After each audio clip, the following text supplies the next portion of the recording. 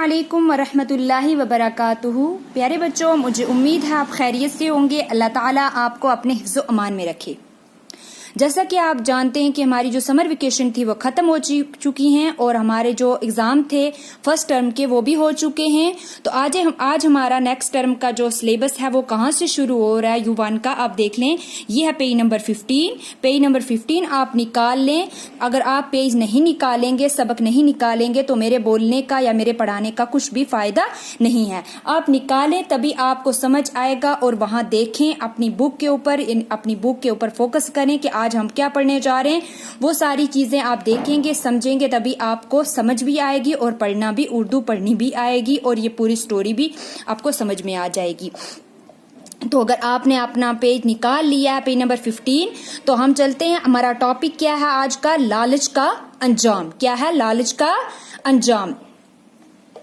लालच क्या लालची इंसान के लिए क्या अंजाम क्या होता है, उसके साथ क्या क्या होता है, ये सारी चीजें इस स्टोरी में बताई गई हैं।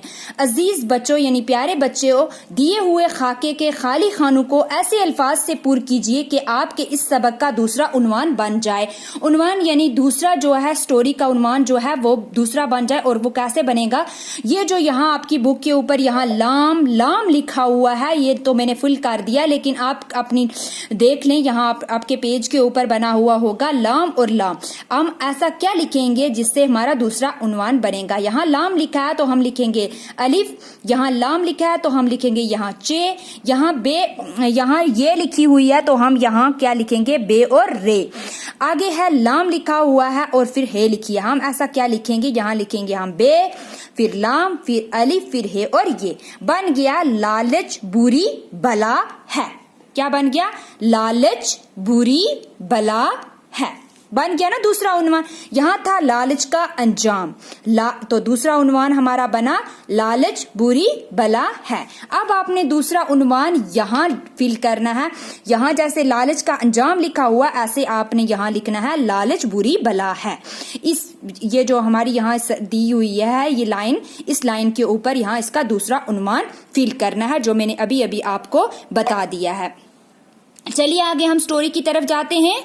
तो स्टोरी क्या है? यहाँ एक आदमी के पास एक अजीबो गरीब यानी अनोखी, बिल्कुल अनोखी मुर्गी थी। क्या थी? मुर्गी थी। मुर्गी रोज सोने का एक अंडा देती थी। कौन सा अंडा देती थी? सोने यानी गोल्ड का। आदमी उन अंडों को बाजार में बेचा करता था। क्या करता था? उन अंडों को बाजार में यानी मार्केट में जाके उनको बेचता था।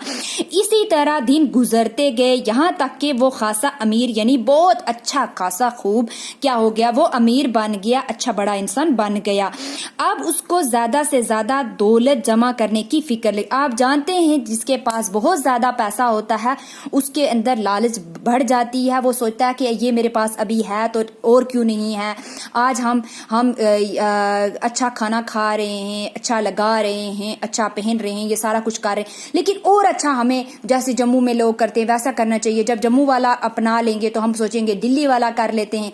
जब दिल्ली वाला पहनावा हमारे पास आ जाएगा तो हम सोचेंगे दुबई वाला होना चाहिए हमारे पास। फलाने मतलब हमारी जो लालची इंसान होता है, जो जिसके पास पैसा बढ़ने लगता है तो उसकी जो लालच होती है वो बढ़ती रहती है, कभी घटती नहीं है। वो उसकी सोच पैसे की तरफ बढ़ती रहती है। ये नहीं कि भाई अब जो हमें मिला है, अल्लाह ताला ने जो हमें थोड़ा दिया है उसी पर हमें शुक्र करना चाहिए, उसी का हमें उसको ही हमें मतलब उसी का देख के हमें अल्लाह ताला का शुक्रिया अदा करना चाहिए। गरीबों की मदद कर, अगर हमारे पास और ज्यादा पैसा तो हमें उन लोगों की मदद करनी चाहिए जिनके पास एक टाइम का खाना नहीं है। ऐसा हम कभी नहीं सोचते, बल्कि अपने ही लिए और पैसा जमा करने की और अपनी ऐशो आराम की जिंदगी के लिए ही सोचते रहते हैं। ऐसा करना अच्छा नहीं होता है। ये होता है लालची वाले इंसानों की बात, जो आजकल हम लोगों के अंदर आ चुकी है। वो ज्यादा लालची बन गया। जब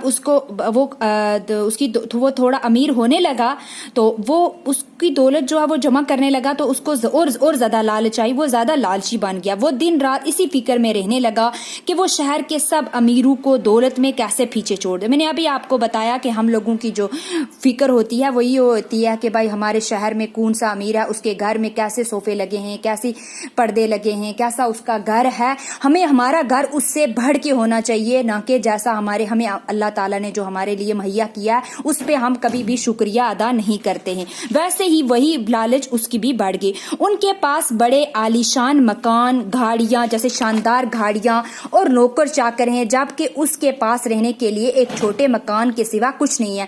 وہ سوچنے لگا کہ بڑے لوگوں کے پاس نوکر بھی ہوتے ہیں اور گاڑیاں بھی بہت زیادہ ہوتی ہیں، تو میرے پاس کیوں نہیں ہے؟ میری جو بیوی ہے وہ کیوں خود کام کر رہی ہے، میں کیوں خود کام کر رہا ہوں؟ میرے پاس کم گاڑیاں، میرے پاس کیوں اتنا چھوٹا مکان ہے؟ مجھے بھی ویسے ہی کرنا چاہیے۔ وہ یہ سوچتا تھا کہ روزانہ سونے کا ایک ایک انڈا جمع کرتے کرتے بوڑھا ہو جائے گا۔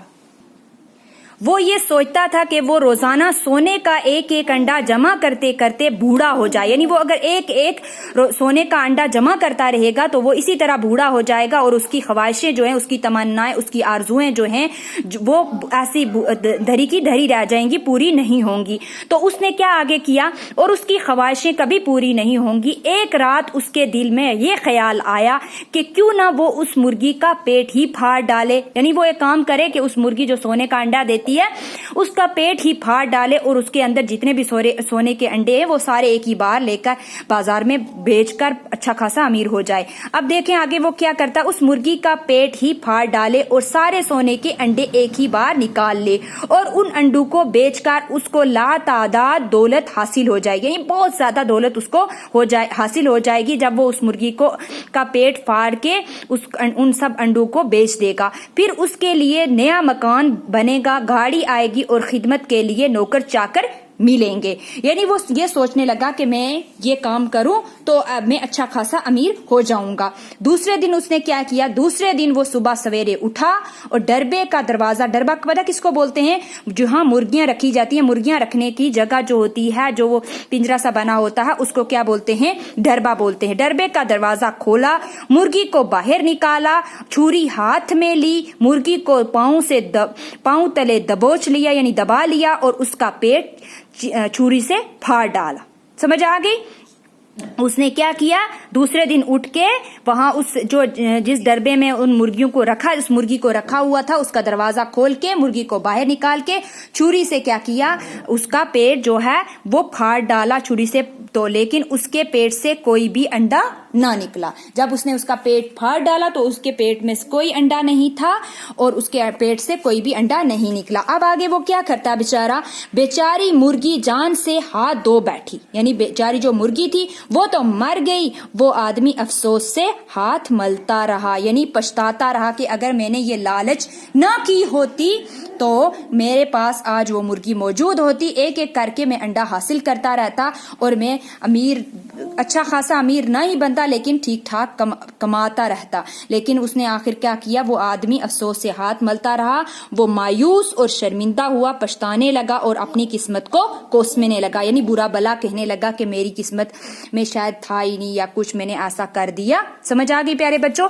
یہ کیا کرنی ہے آپ نے؟ یہ سٹوری سب سے پہلے آپ نے اچھے سے پڑھنی ہے تاکہ آپ کو یہ سمجھ آ جائے یہ سٹوری، اور اس کے بعد کیا کرنا ہے؟ اسے اپنی نوٹ بک کے اوپر اچھی تحریر میں لکھنی ہے، اور ساتھ ہی ساتھ یہ جو الفاظ معنی جیسے عجیب و غریب، انوکھی، خاصا، خوب، عالیشان، شاندار، اس کے بعد خواہشیں، تمنائیں، اس کے بعد لا تعداد، بہت، ڈربا کس کو بولتے ہیں؟ مرغیاں رکھنے کی جگہ جو ہوتی ہے، دبوچ لیا یعنی دبا لیا، اس کے بعد جان سے ہاتھ دھو بیٹھنا، مر جانا، ہاتھ ملتا رہا، پچھتاتا رہا، اچھا اس کے بعد کوسنے لگا یعنی برا بلا کہنے لگا۔ یہ جو کیا کرنا ہے آپ نے، یہ الفاظ معانی جو ہیں آپ نے اپنی سٹوری اپنی نوٹ بک کے اوپر اچھی تحریر میں لکھنے کے بعد یہ بھی لکھنے ہیں، اور انہیں یہ جو الفاظ معانی ہیں انہیں زبانی لرن کرنا ہے۔ سمجھ آگے پیارے بچوں؟ آگے جب یہ کام ہو جائے گا تو ہم نیکسٹ کیا کریں گے؟ سوالات کریں گے اس کے آگے نیکسٹ ویڈیو میں۔ تو آج کے لیے اتنا ہی پیارے بچوں، اللہ حافظ، فی امان اللہ۔